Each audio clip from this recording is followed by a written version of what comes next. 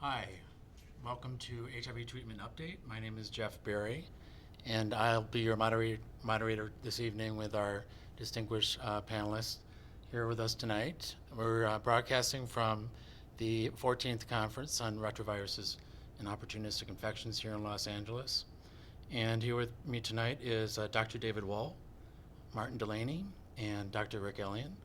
And if we could just take a moment to introduce ourselves, panelists. Great. Well, I'm glad to be here, Jeff. My name is David Wohl. I'm a physician at the University of North Carolina. I take care of people with HIV. I do research, and I hang out in the prisons and help take care of people there, too. I'm Martin Delaney, founder of Project Inform in San Francisco. I'm also a member of the AIDS Treatment Activist Coalition, ATAC, and a member of the Fair Pricing Coalition. I'm Rick Elion. I'm a clinician and a researcher in Washington, D.C. I've been doing this line of work since '84, and I can tell you that it's exciting for me to come to a meeting where we've got new things being offered and new hopes.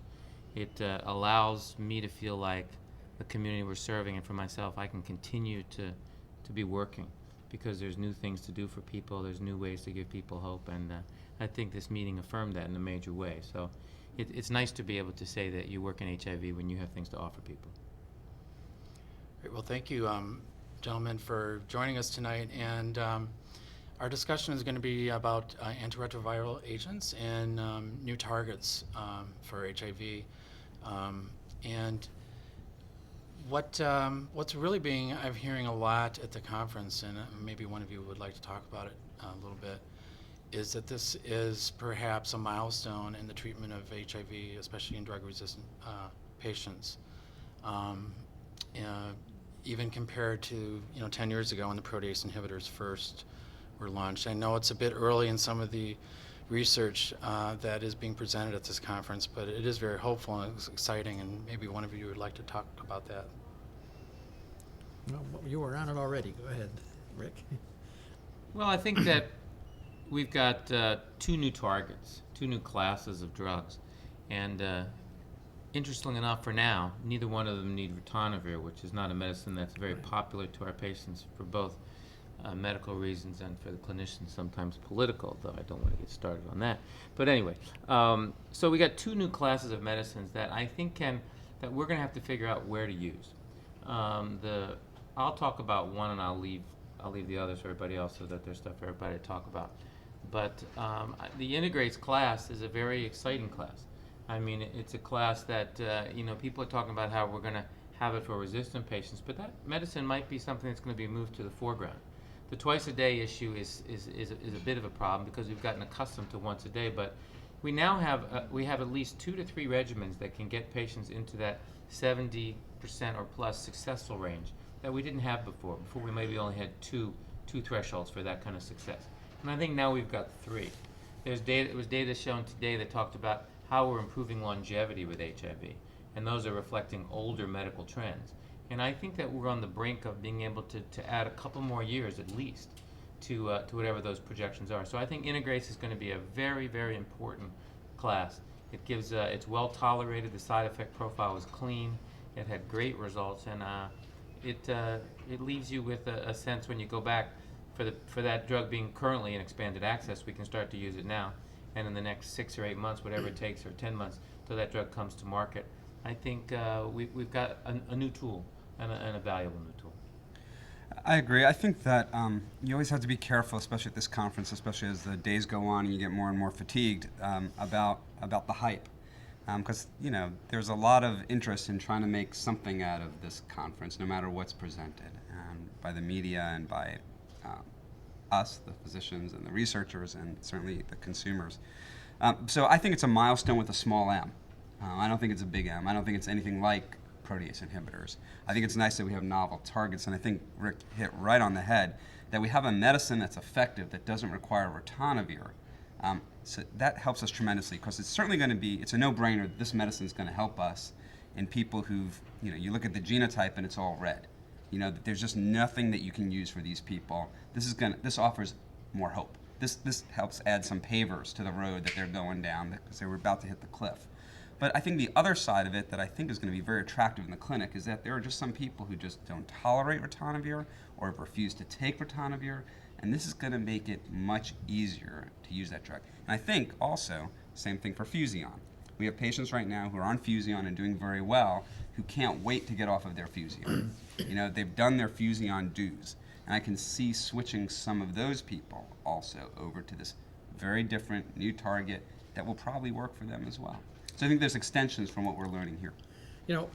I think I agree with both of you that there is a milestone, and maybe if you think of it in terms of a milestone of any particular individual drug, it's a small m. I do think the integrase is probably a little bit better than anything we've seen before, but it's we have less than a year's worth of data, so we really don't know. But I think there's a big M, a big milestone in the fact that there are actually 3 new drugs becoming available. 2 of them are completely new classes. The third one that kind of revives the NNRTI class for people who have become resistant to Sestiva, and that the combination of 3 drugs that everybody should be responsive to, that is a big M, especially for people in the salvage setting.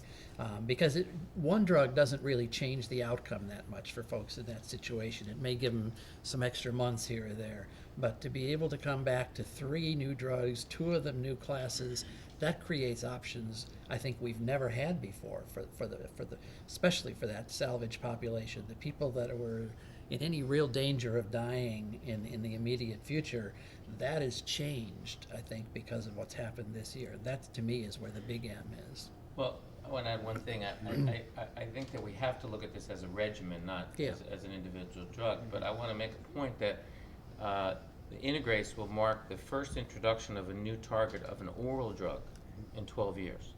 So I do see it as a big M, because 12 years in HIV is a long time. And it's been 12 years since we had a new target that was oral. So I think it's a big deal. Now, it won't make a difference if you use it alone. And what you're saying is that we can nest it with other drugs. It's going to make it successful. Yeah. One drug is not going to save the day. It's got to be a regimen. And I think I'm enthusiastic and I'm very excited. This is a drug, the Merck integrase, that I've used. I mean, we have people who are on this drug through our clinical trials. And I've seen remarkable results. I think that any dampening of my enthusiasm is only because we have really good HIV therapy right now. We really do. Where do we have the lapses? Where do we have the gaps? It is in people who really can't tolerate their medicines and need to switch to something else, or who've really just burned all their bridges, or their bridges have been burned for them because of the lack of potency of drugs, where they just don't have very many options. But we have great therapies now that are convenient to take, that we really have characterized their side effects rather well, whereas 10 years ago it was a very different story. So I think we're all in agreement. This is a good drug. This is a good thing. This is good for people with HIV, at least people who live in parts of the world where this is accessible. But I also think we have to be careful, and your point is a very good one about there being a critical mass of new drugs. It's not good when we have just one new drug. We get Activist comes out and then Prozista comes out, but it doesn't help unless you have something to couple it to. And so the point is very well taken that when you have a critical mass of these new drugs, you can then start to craft salvage regimens that are going to work and be durable. You just have to be careful, though, because, as we'll talk about, Maraviroc, which is another new drug with a new target, it will work in many of the people who we're thinking about, but in many of them it won't because of the way that the drug works. And with TMC 125 as well, people who are very non-nuke experienced and have multiple mutations will have a truncated effect. So I think we have to be careful. I think we're going to still use a lot of mercury integrase inhibitor with Fusion, and we're going to use a lot of it with darunavir or with sapranavir. But your point is exactly right. Well, and I think you raise another really important point, in that with these new products comes new challenges too. Because it's one thing for you guys as researchers, who've worked with these to say, well, I'm going to combine this and that. But the average doc out there doesn't have the same kind of background that you might or experience. And it's going to be a real challenge to figure out, how do we use these? What's the right way to put them together for this patient in that situation? Because as good as they've been, we've also seen, just clinically in the community, we see people who failed on these newest and most wonderful new drugs already.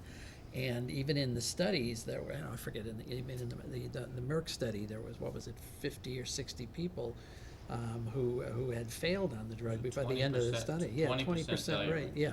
So how we 24 use in these 24 is weeks, going to so. be really important, and that's the challenge, is how do we even have enough information yet to educate physicians? I don't know. It's a tough question. Well, that's a good point, and I think something that our viewers should keep in mind that you raise. Typically on these drugs, we don't really get excited until about 48 weeks. So we have a good amount of data, and although this, at 16-week, this planned analysis of the Merck integrase, and we have some 24-week data as well, is very promising. We also need to, as you say, not jump the gun and wait until we get more data, but it is exciting, and it's you mentioned the Retrovirus, the CCR5 antagonist, so maybe we should talk a little bit about that and put it in terms of perspective of what was presented here at the conference. So it's an interesting drug, and again, very exciting. It's one of a family of drugs that have attempted to be developed to do this, and it's the one that sort of was the last man standing and has emerged as the drug that has come forward. And so I think it is exciting as well, because we think about entry inhibitors and we think about fusion. So people, when you talk to people who are living with this virus, the concept that you could take a medicine that actually doesn't let the virus into the cell is incredibly compelling.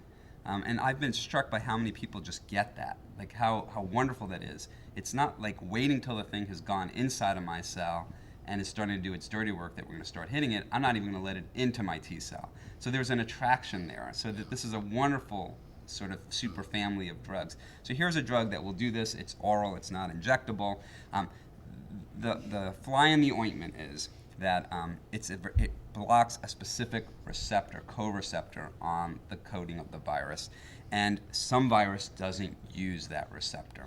And especially as time goes on and HIV progresses, there can be switches in the virus from using this kind of key and lock mechanism to a different type of key and lock mechanism that this drug doesn't specifically block. So you got to use it in the right person. It's going to take us thinking in a little bit different way about this, and it's sort of a little bit of a paradigm shift in us thinking about, well, how do I know what kind of virus my patient has? Does he or she have just this R5, the virus that is affected by this drug, the way that it likes to use the key and lock, or is it a mixed population, or is it using the key and lock mechanism that this thing just doesn't hit? So I think it's novel, it's very exciting, but we're going to have to learn a lot more about how to apply this clinically. And I think for providers, it's going to be very important. I mean, this drug in the clinical trial they did, half the people who took the screening test to see if the drug would work for them, over half, they didn't qualify. So it's like if you have someone standing at the front door, but your back door is open, people can still get in the house. So I think that this is going to require a real challenge to the patient community, because they're going to have to figure out, even more so than they have been, which has already been a challenge, where can I go to get good care? Because it's going to take a while for the clinicians to understand how to use it. For those of us who've been in clinical trials, we've, for the last 6 months, had experience figuring that out. But the people who haven't been in those trials, and that's most of the clinicians, they're going to have to be on a learning curve, and the patients want to be very careful about what part of that learning curve they enter on. Sure, it's even difficult, I think, to interpret the data that we see on it, because when you look at the data, say on Retrovirus, it looks really good. I mean, it looks a lot better than I think most of us thought it was going to look. But then you've got to remember the point, that both of you have made, which is that the patients in whom it's looking so good were pre-selected for being the kind of patients with whom this is going to be a good fit. So how does that data predict what's going to happen out there in the way it gets used in the real world? And that's a challenge of education, a challenge of many things. So these are all, I think, great news, great advances, but these aren't home runs. They're not perfect solutions by any means. There was an interesting I'm sorry. Go ahead. There was an interesting study presented today just about the difference in ethnic and racial responses to therapy, showing, which is well known in the cardiovascular literature, that blacks and women, Hispanic and black women, are getting less of the survival benefit from HIV therapies than some members of the white community.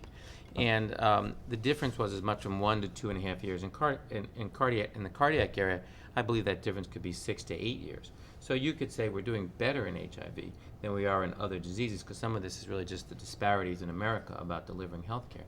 But I think the point about how we're going to get access of therapies and the kind of technology to help clinicians and patients understand what's going to be right for them is really going to be what the next 48 weeks are going to be about. Between the, we have these scientific advances, but then how we're going to translate that on the street is another question.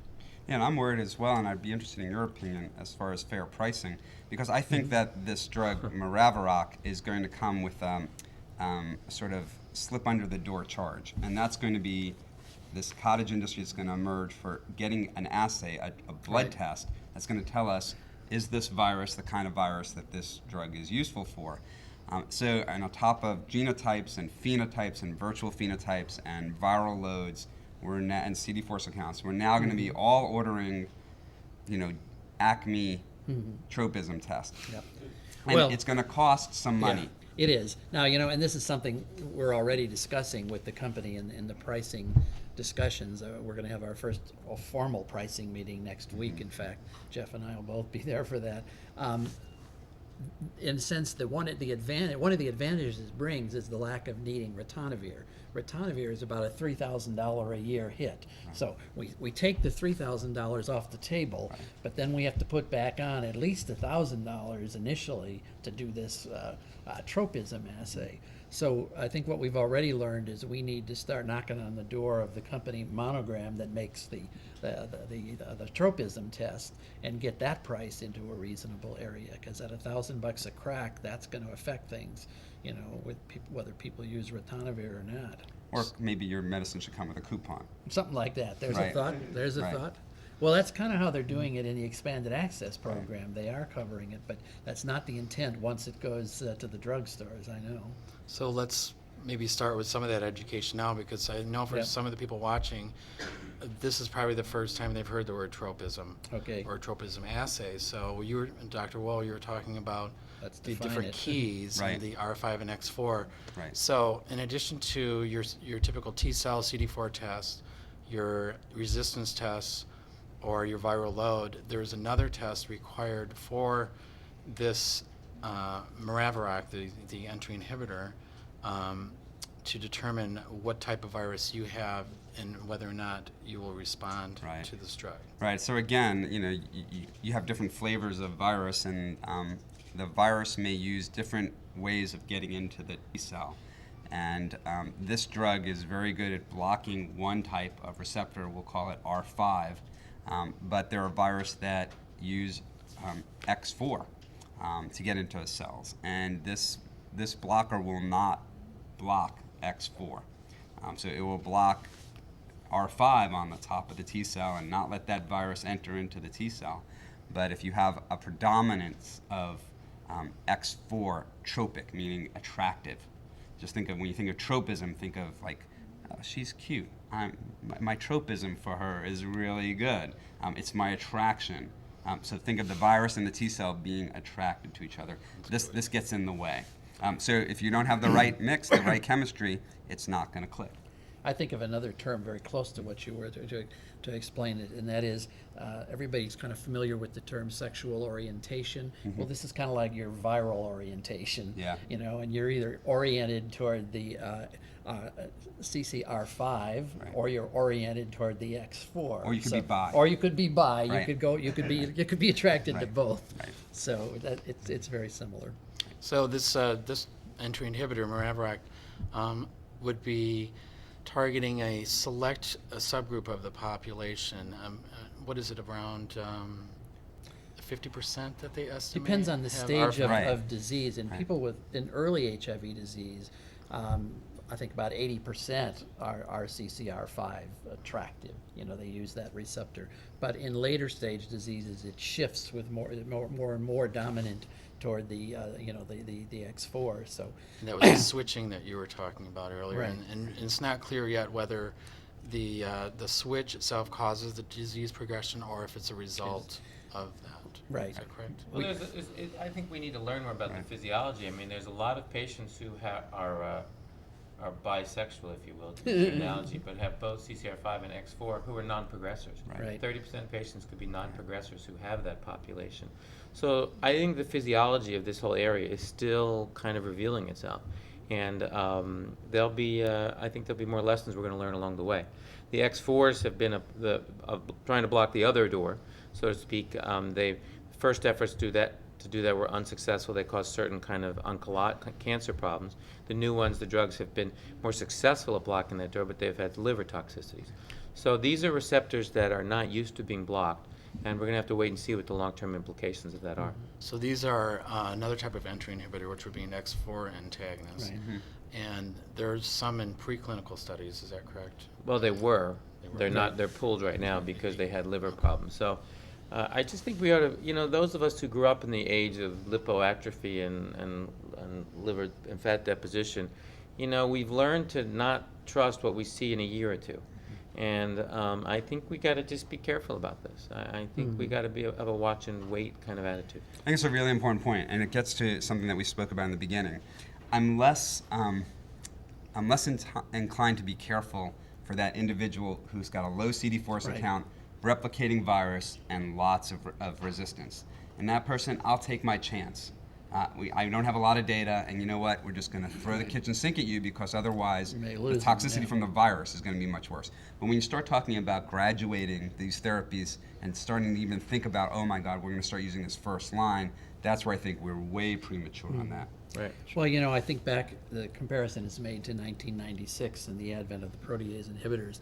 And I'll always remember that the day they presented that stuff at the Vancouver conference was that Bill Cameron was up there presenting the data on ritonavir, and he summarized the toxicity data as ritonavir was generally well tolerated. Right. And I ran to the microphone and said, "What are you saying?" And we didn't know anything at that point about the lipids issues, cholesterol, lipoatrophy, lipodystrophy, and that was a lot of people have been on those drugs for a year already, and we just hadn't seen it. It's clearly hopeful. I mean, I think that when you get newer drugs that come out, it just is wonderful. It's just great that there's still companies involved in the research. They're still investing in it. I'm always amazed, given the market, just how they're spending so much. So that's my sort of little, hats off to the people who are doing it. And there's other things we could talk about and what they do and their pricing and things like that. But I just am amazed. And I think that it is a happy day when we have new therapies and we can come back from this conference and go to our clinics and say, this looks good. Let's sign up for the expanded access and get as many people as we can who need it onto this. And it gives a lot of hope. But let's also not take too much glamour about this, because one of the messages that can be given by there being so many drugs is that Right. prevention doesn't matter. Right. And as longtime clinicians, it's frustrating. It's frustrating to see and I understand how hard behavioral change is, but if we don't deal with prevention, no amount of new drugs are going to prevent the spread of HIV. Yeah. And President Clinton said that more eloquently than I. But I really think that I worry that everyone's going to hear, wow, we have all these new drugs. I don't need to worry about it anymore. Well, And we don't know what these long-term toxicities are going to be. We all still need to be careful. Well, Well, Kevin the DeCock, cost, I think in Toronto, said we're not going to treat our ways out of this epidemic. Yeah. So it's going to be a combination of prevention and treatment. Well, Harold Jaffe, formerly of the CDC, I think we all know who he is. He gave a really interesting talk here on Tuesday in which he talked about the state of the U.S. epidemic. And, essentially it shows that it's rising again after all these years, that the number of people with AIDS is rising.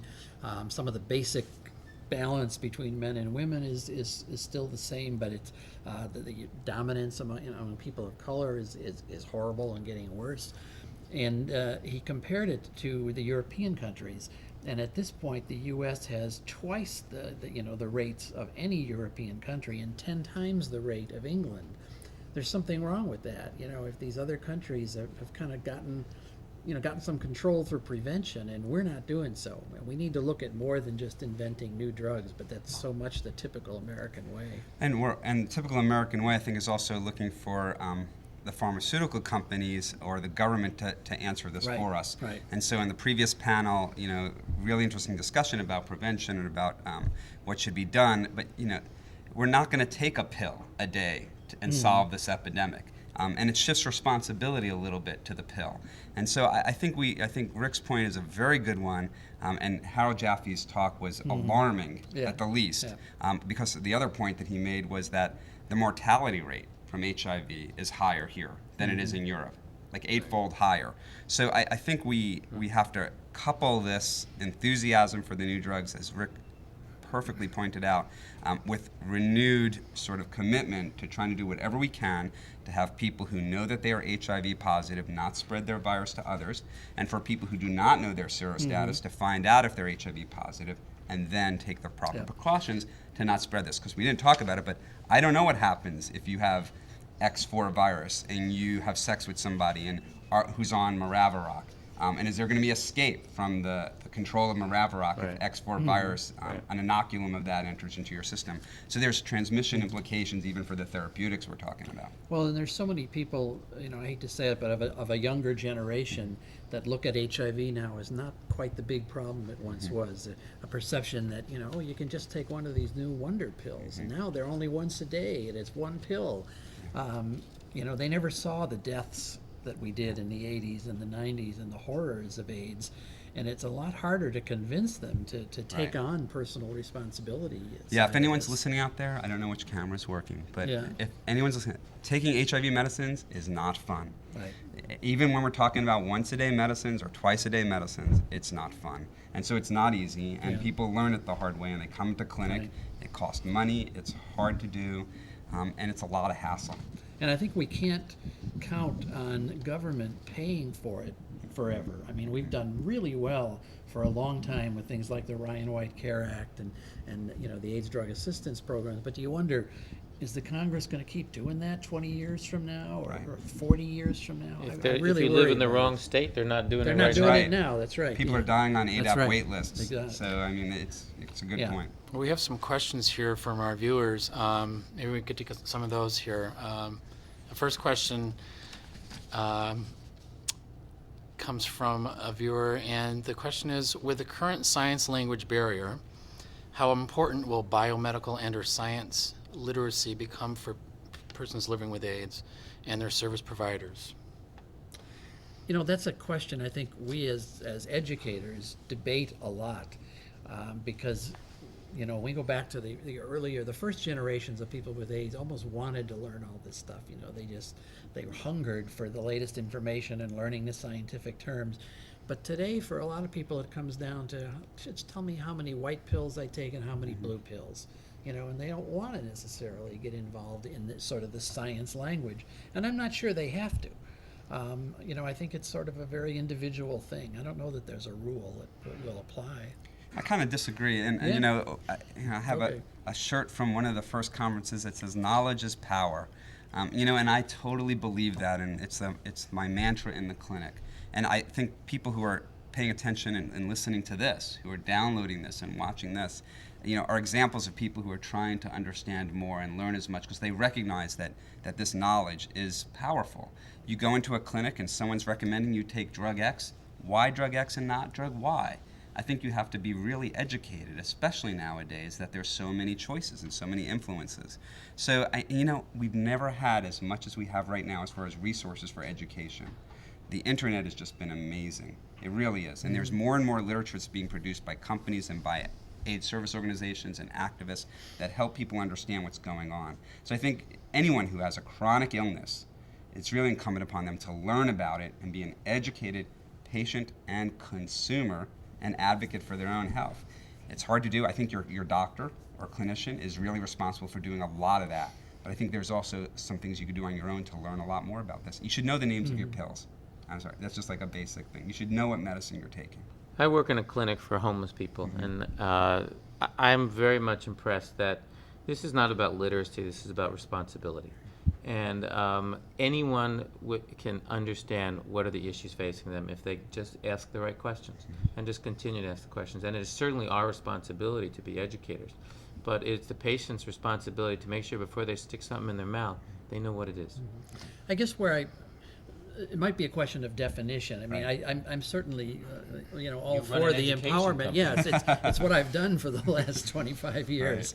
But I think there is a question. Do patients need today, I mean, if they want to, it's one thing, but does every patient need to understand the mechanism by which an integrase inhibitor No. works or a CCR5? And that's sometimes where we tend to go with this education. I think we turn it a little too much toward the science when what they need is sort of the empowerment stuff. And I think that's what you're saying is about being empowered, not being a junior scientist. Maybe there's a happy medium that, like Rick said, if you at least have your drugs written down and in your wallet, and you know the milligrams and the name of the drug, so that if you are in an emergency or you are, have to come up with those drug names, you can do it instead of saying it's the white pill or the blue pill. And it's our fault too, and I agree. I think that part of the problem is people are listening to this and saying, well, but I try to ask questions and my doctor doesn't give me a lot of information. He or she just Doesn't says, have well, time. this is what I want you to take, this is the best thing for you.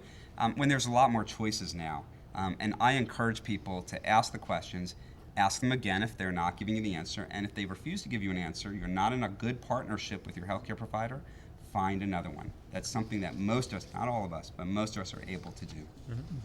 Well, The question is, can you do it, though, in all the populations? I mean, there No. was one thing when you had a college-educated population, but like you say, if you're treating people who are homeless and living on the street, for them, empowerment might be, where do I get my next meal?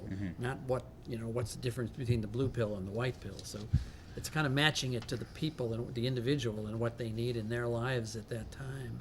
I've just been so struck. I can think of just Yeah. I feel like I'm literally just representing patients at the clinic right now where, I have a woman who lost her sight, was a welder, no longer is a welder. She's homeless. She lives in a shelter for women, and she can't read the internet, and she's smart as a whip.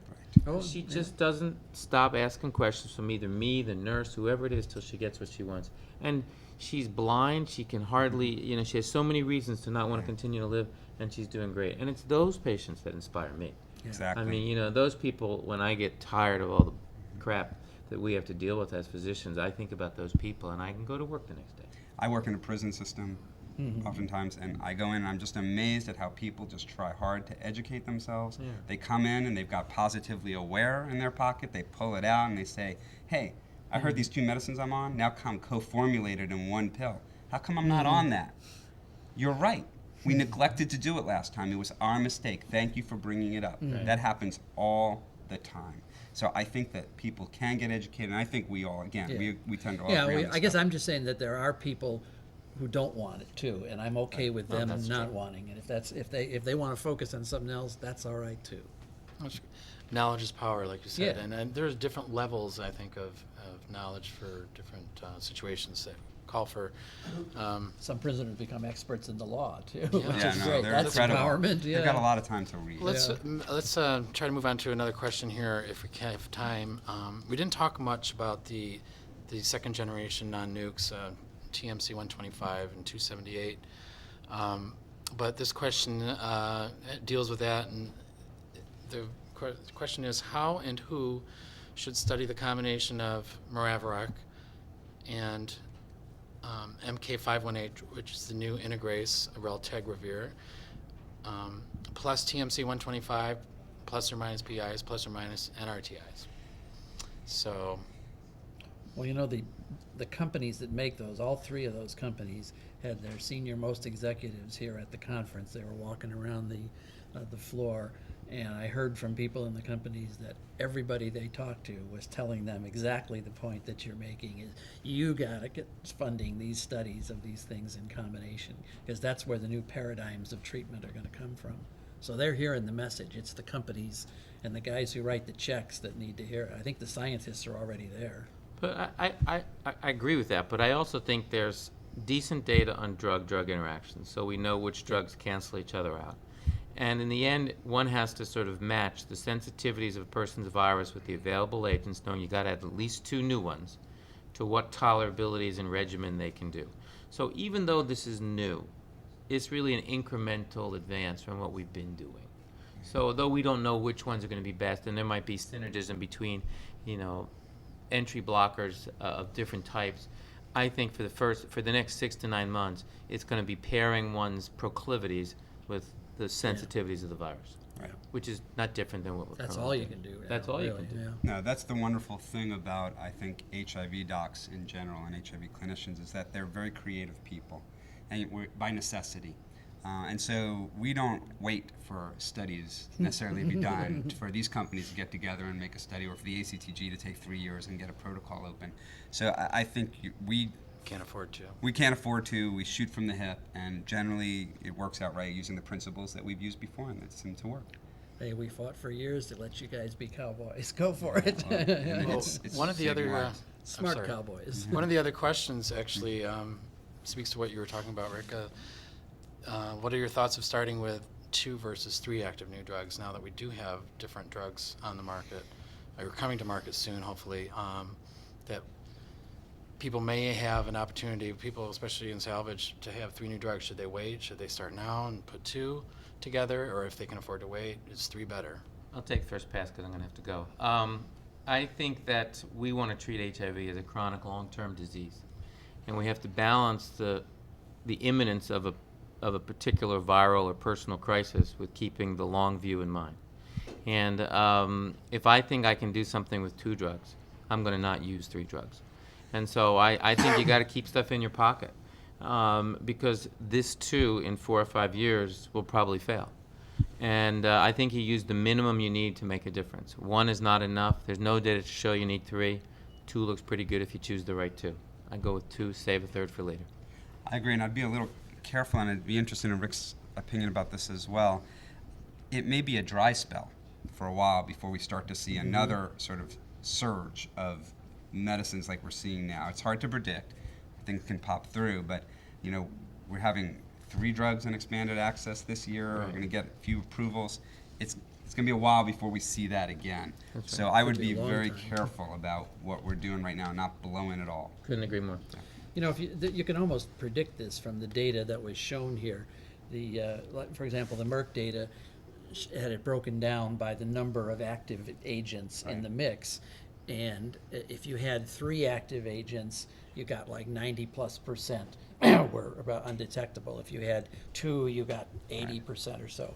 So you can look at your patient and say, is this going to be a hard one to treat? Right. And maybe that's your worst cases, you will do 3. Right. But in others, you might say 2 is very likely to work, so do 2. And we shouldn't forget that a lot of people who have developed resistance still remain sensitive to some of the drugs that are still around, Yep. to the older drugs. And we even think of older drugs as like Topranavir and Darunavir, which are really new drugs. So they're still very new. And the company that makes Darunavir also makes TMC 125 and 278. And you know they're going to do all the studies we need to do to make sure that those things could be taken together, or at least one of the non-nukes and the Darunavir. So I think that you're going to see more and more of these combinations emerging, and maybe even co-formulations, hopefully, Yeah, eventually. I'm glad you mentioned that, because I think Darunavir will probably be a major part Yes. of this, and we've tended to kind of put it aside because Right. it was last year's breakthrough, but that Right. was just a few months ago. And it's a good drug, Yeah. and I think it's a good part of salvage therapy, and Yeah. it's probably going to be involved. In most of these studies now, we're seeing, even early in Darunavir's exposure, that 50-60% of people were taking Darunavir as part of their optimized background therapy. That's very telling. I think it's going to be integral to that. Okay, well, our last question, we're running out of time, so from a viewer, for 2 HIV positive partners, assume monogamous, on meds with low viral loads, is it still imperative to practice safer sex to prevent reinfection? Oh boy, loaded question. I'll give that one to you, David. Imperative's an interesting word, and I think it Yeah. depends upon what you're looking for and what your goals are as a couple, as partners, and for your individual selves. So I think that is a very personal decision.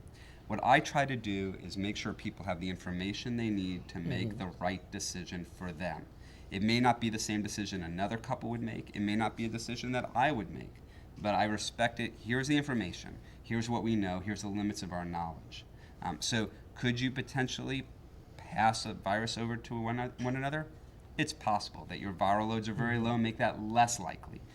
Does sometimes you get a cold and your virus spikes? It could be. So we just talk about it. We talk about probabilities. This is the same thing I always get asked at the same time. Well, can I have oral sex? Well, here's the deal. You make the decision. This is the information you need to go on. So I don't think that it's imperative. But I think you should, and the implication that the person's writing is, I'm at low risk. We're both at low risk because our virus is very, very low, which probably, but we don't know for sure, means that the virus in my semen or my genital secretions is probably very low. It's not clear. We don't know that for sure, but it seems to correlate fairly well. And so if I'm doing well and have a low risk and I'm in a long-term partnership and I don't like condoms, that's a decision someone can make. Yeah, I would agree with that.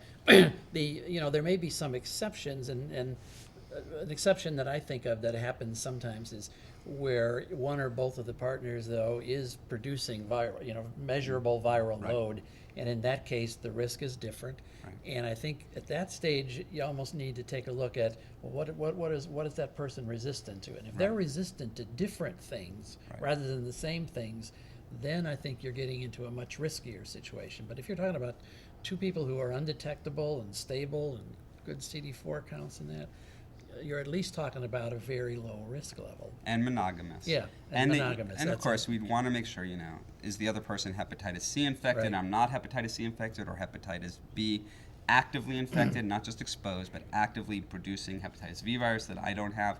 Those would be the kind of things you'd want to know about. But otherwise, I think I'm not going to. Life is never without some risk. Right. Yeah. Okay, I think that's about all the time we have for this evening. I want to thank our panelists once again, Dr. David Wohl, Martin Delaney, Dr. Rick Elion, who had to leave earlier for another meeting. But our next panel will be metabolics, and that'll be coming up in just a few moments. And stay tuned. Okay. Thank you. Thank Great. you.